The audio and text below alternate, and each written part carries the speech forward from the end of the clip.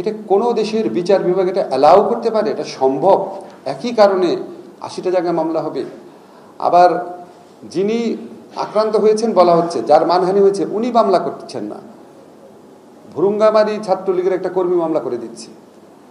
অরাজকতার একটা জঘন্যতম উদাহরণে পরিণত হয়েছিল বাংলাদেশ। এগুলি আমরা যেন কখনো ভুলে না যাই, সো দ্যাট এটা যেন কখনো বাংলাদেশের ফিরে না আসে। অচিরেই করবো। আপনাদের একটা জিনিস বলে দিই যে আপনারা সংস্কার কমিশন হবে, বিভিন্ন বিষয়ে সংস্কার কমিশন রিপোর্ট দিবে।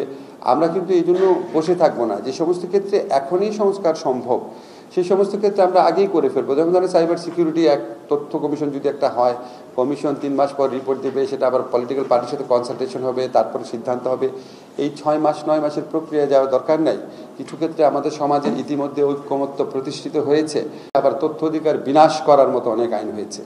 আপনারা সাইবার সিকিউরিটি অ্যাক্ট জানেন, এটা এমন একটা আইন, আমার কাছে আশ্চর্য লাগতো। আমি মানে হতবিহ্বল হয়ে যেতাম যে কোথায় কি তৎকালীন প্রধানমন্ত্রী নামে কি বলেছে। এটার জন্য একই সাথে আদালতে নির্দেশ এসেছে, একই ব্যাপার, একটা মার্ডার হলেও আপনি 2টা মামলা করতে পারেন না। পারবেন? একটা মার্ডার হলে 2টা মামলা করতে পারবেন না। তো মাহফুজা নাম কি বলেছিল, ওই একই কথাতে 80টা মামলা হয়ে গেল। এই জন্য আমাদের সরকারের পক্ষ থেকে আমরা তথ্য অধিকার বিরাশী যেই সমস্ত আইন ছিল, যে সমস্ত আইন করার পরিকল্পনা ছিল, সেগুলি বাতিল করার চেষ্টা করব। ক্ষেত্র বিশেষে সংশোধন করতে হবে। যেমন ধরেন সাইবার সিকিউরিটি অ্যাক্টেরা অনেকের জনপ্রিয় দাবি হচ্ছে এটাকে বাতিল করে দেওয়া। আমি যখন লেখালেখি করেছি আমি কখনো বাতিল করতে বলি নাই, কারণ এখানে 2 ধরনের অপরাধ আছে। একটা হচ্ছে কম্পিউটার অফেন্স, একটা হচ্ছে স্পিচ অফেন্স।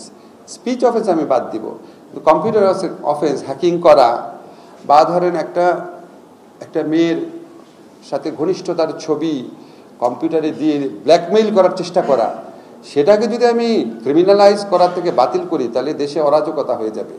ফলে আমরা এই কিছু কিছু ক্ষেত্রে আইন সংশোধন করব এবং বিগত ফ্যাসিস্ট সরকার আমলে যে সমস্ত আইন করার চেষ্টা করা হয়েছিল বা একদম নিয়ার কমপ্লিশন স্টেজে ছিল, সেগুলি বাতিল করার চেষ্টা করব। খুব